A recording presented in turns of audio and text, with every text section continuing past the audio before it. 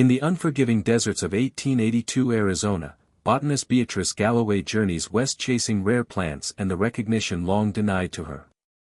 But when a gunshot triggers a falling cottonwood that traps her beneath its crushing weight, her fate hangs by a thread.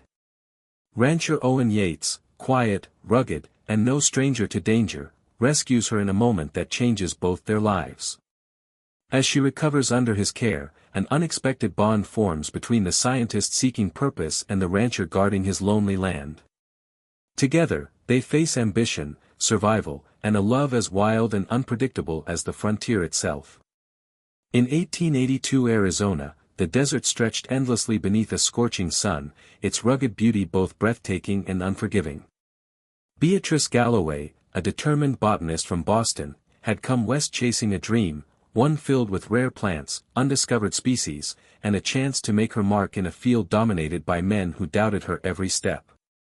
Armed with her journal, specimen bags, and relentless curiosity, she ventured deeper into the untamed wilderness near the Yates Ranch. Beatrice had been studying a peculiar flowering cactus rumored to bloom only once every decade. Its bright gold petals were said to shine even under moonlight, and she intended to be the first to document it properly. But fate, often unpredictable in the Wild West, had its own plans. As she knelt beside a cluster of desert shrubs, examining their thorn patterns, the sharp echo of a gunshot split the stillness.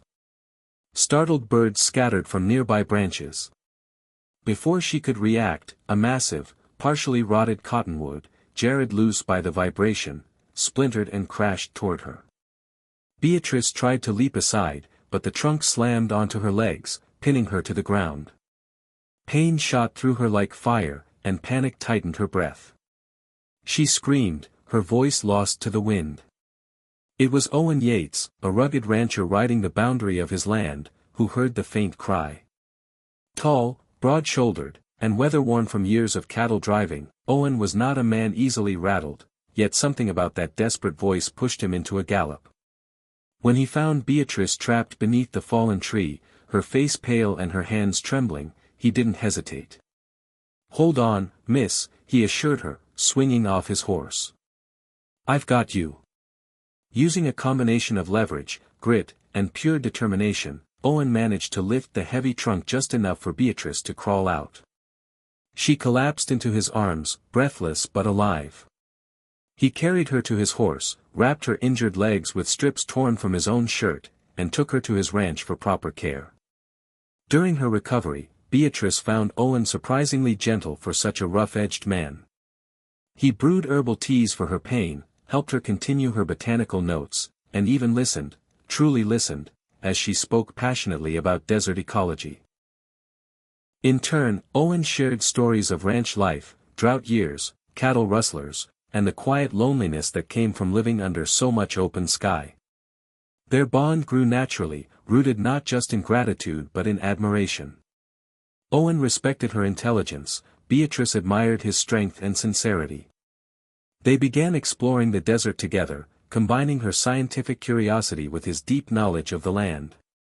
He helped her find the golden cactus bloom she had sought for years, and she helped him see the beauty in the plants he had walked past all his life.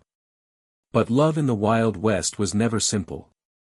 Beatrice struggled between her ambition, dreams of publishing her research back east, and the life unfolding before her with Owen. He wanted her safe, close, but not caged. She wanted freedom, but not loneliness. In time, they realized that their futures did not have to pull them apart.